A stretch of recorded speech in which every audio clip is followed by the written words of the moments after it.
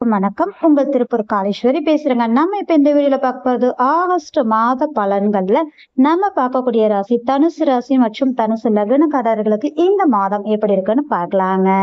தனுசு ராசி மற்றும் தனுசு லக்னக்காரர்களுக்கு இந்த மாதம் அப்படிங்கும் போது பாத்தீங்கன்னா எதிர்பாராத நல்ல விஷயங்கள் நிறையவே இருக்குதுங்க. அது எந்த மாதிரியான விஷயங்கள்ன்றத பாத்திரலாம். உங்களுடைய சிந்தனைகள் செயல்பாடுகள் எப்போதும் பொருளாதார ரீதியான மேம்பாட்டை கொடுக்கக்கூடிய அமைப்புகளே இருக்கும். அலைச்சல் இருந்தாலும் ஆதாயமான ஒரு அமைப்பாக இருக்கும். அதனோடு பாத்தீங்க அப்படின்னா இந்த காலகட்டம் சுப விரயங்கள், சுபமான செயல்பாடுகள், லோன் சார்ந்த விஷயங்கள் கேட்டிருந்தீங்கன்னா கண்டிப்பா கிடைக்கக்கூடிய தன்மைகள் உண்டு. அதே மாதிரி சொத்து சார்ந்த விஷயங்கள்ல மாற்றங்கள் வாங்கக்கூடிய தன்மைகள்னு சொல்லக்கூடிய அமைப்புகள்ல அற்புதமான மாதம் அப்படின்னே சொல்லலாங்க. இந்த மாதம் அப்படிங்கும் போது உங்களுடைய ராசிக்கு 5ஆம் அதிபதினு சொல்லக்கூடிய குலா தெய்வத்திற்குண்டான அமைப்பான கிரகமும் உங்களுடைய ராசியாதிபதியும் இணைந்துள்ளதனால நினைத்த காரியங்கள் அத்துணையும் நடைபெறக்கூடிய சூழ்நிலை உண்டு. சற்று அலைச்சல் இருந்தாலும் அது உங்களுக்கு மன நிறைவான அலைச்சலாக இருக்கும். ஆன்மீக ரீதியான செயல்பாடுகள் கட்டாயம் உண்டு. குடும்ப உறவுகளால் மேன்மையும் பயணங்களும் ஏற்படக்கூடிய சூழ்நிலை உண்டு. உங்களுடைய வாக்குஸ்தான ரீதியாக, அதாவது உங்கள் பேச்சின் மூலியமான வருமானம், கம்யூனிகேஷன் ரீதியான வருமானம், இது அனைத்தும் சாதகத்தை கொடுக்கக்கூடிய சூழல். பிரிந்த உறவுகள் சேரக்கூடிய சூழல், சகோதரரிடையே எந்தமான கசப்புகள் விலகி சாதகத்தை மேன்மையும் சேரக்கூடிய சூழ்நிலை உருவாகும். உடல் ஆரோக்கியத்துல கவனமா இருங்க. வீடு சார்ந்த விஷயங்கள், மாற்றம் சார்ந்த விஷயங்கள், பொருள் சேர்க்கை சார்ந்த விஷயங்கள், இது நிச்சயமாக இந்த மாதம் நல்ல ஒரு அமைப்பாக இருக்குன்னு சொல்லலாங்க.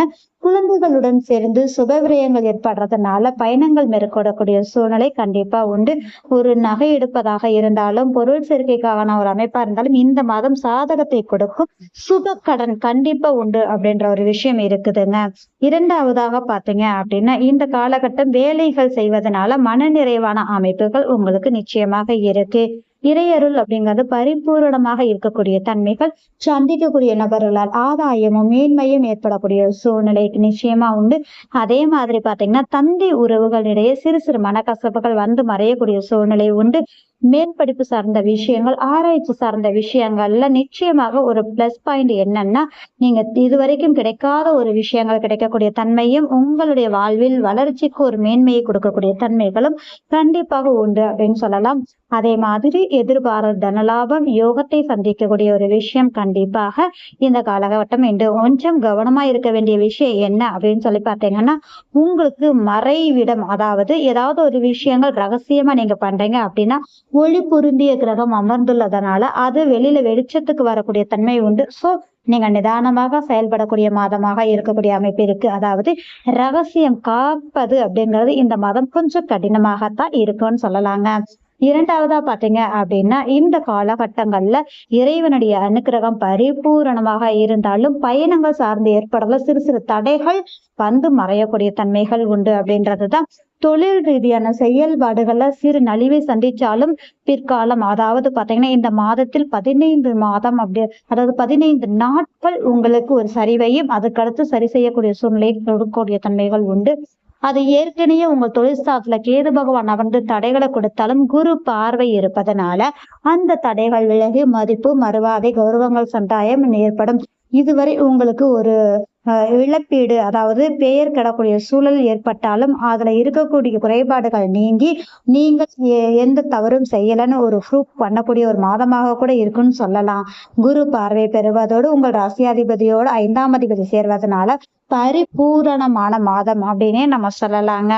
இந்த காலகட்டம் நண்பர்கள் ரீதியாக நல்ல மாற்றத்தையும் நல்ல ஒரு மன மகிழ்வையும் கொடுக்கக்கூடிய சூழல் உண்டு. சுப விரயத்திற்காக உங்க சேவிங்ஸை நீங்க செலவு பண்ணக்கூடிய சூழல் உண்டு.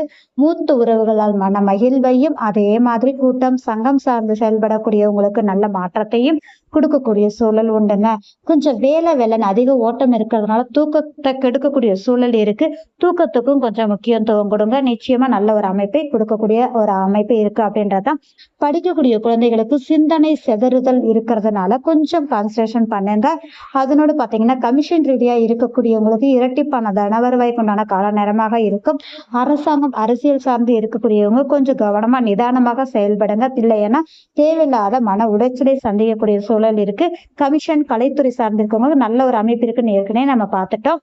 இரண்டாவதாக பாத்தீங்க அப்படின்னா காதல் சார்ந்த விஷயங்களை சிறு சிறு சண்டைகள் வந்து மறையக்கூடிய அமைப்பு இருக்கிறதுனால விட்டு கொடுத்து செல்வது மிக மேன்மையை கொடுக்கும் அப்படின்றதுதான். கணவன் மனைவி உறவுகளிடையே இருந்த கருத்து வேறுபாடுகள் மறைந்து சாதகமும் இணக்கமும் நிச்சயமாக ஏற்படக்கூடிய சூழ்நிலை உண்டு அப்படின்ற ஒரு விஷயம் தாங்க. இந்த வீடியோ பார்க்குற நபர்கள் லைக் பண்ணுங்க, கமெண்ட் பண்ணுங்க, மறக்காம சப்ஸ்கிரைப் பண்ணுங்க. மிக்க நன்றி.